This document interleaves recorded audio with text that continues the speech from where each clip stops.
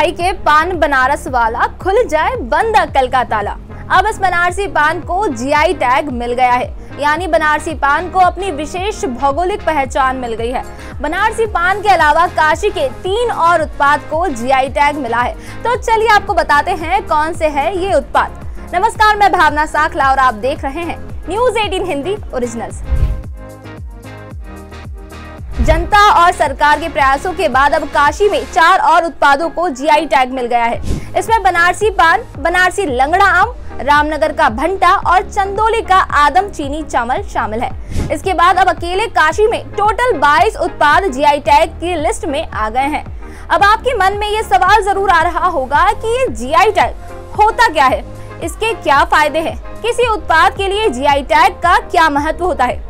तो आपको बता दें कि किसी भी उत्पाद को जीआई टैग मिलने के बाद उस वस्तु की कीमत और महत्व दोनों ही बढ़ जाते हैं। इससे वस्तु लोकल एरिया तक सीमित नहीं रहती, अंतर्राष्ट्रीय मार्केट में भी उसे पहचान मिलती है। इससे उत्पादकों के साथ साथ उस क्षेत्र को भी काफी फायदे होते हैं। सबसे पहले आपको बता दें कि जीआई टैग क्या होता है। जीआई टैग यानी जियोग्राफिकल इंडिकेशन टैग भारतीय संसद ने 1999 में रजिस्ट्रेशन एंड प्रोटेक्शन एक्ट के तहत जियोग्राफिकल इंडिकेशन ऑफ गुड्स लागू किया था। इस आधार पर भारत के किसी भी क्षेत्र में पाए जाने वाली विशिष्ट वस्तु का कानूनी अधिकार उस राज्य को दे दिया जाता है। जियोग्राफिकल इंडिकेशन टैग का उद्देश्य उस खास भौगोलिक परिस्थिति में पाई जाने वाली वस्तुओं के दूसरे स्थानों पर गैरकानूनी प्रयोग को रोकना है। जीआई टैग मिलने के बाद वस्तु को केवल इसी राज्य में बनाया या पैदा किया जाता है। साथ ही वस्तु अपनी भौगोलिक जगह के नाम से ही पहचानी जाती है, चाहे उसका व्यापार दुनिया के किसी भी कोने में हो रहा हो, जैसे बनारसी साड़ी, मैसूर सिल्क, कोल्हापुरी चप्पल, दार्जिलिंग की चाय। आप भी चाहे तो अपने राज्य की विशिष्ट वस्तु को जीआई टैग दिलवा सकते हैं। जीआई टैग कैसे मिलता है ये भी आपको बताते हैं। भारत में जीआई टैग किसी खास फसल, प्राकृतिक और निर्मित सामानों को दिया जाता है। जीआई टैग के लिए वस्तु की गुणवत्ता, क्वालिटी और पैदावार के साथ कई चीजों की जांच होती है। वस्तु की सबसे ज्यादा और ओरिजिनल पैदावार राज्य में होनी चाहिए।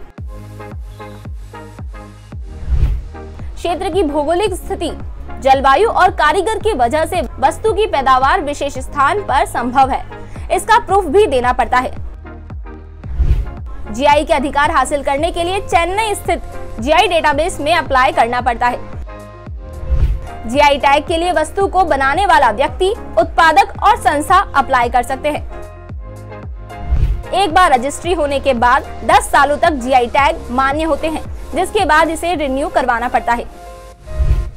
देश में सबसे पहले साल 2004 में जीआई टैग दार्जिलिंग की चाय को दिया गया था।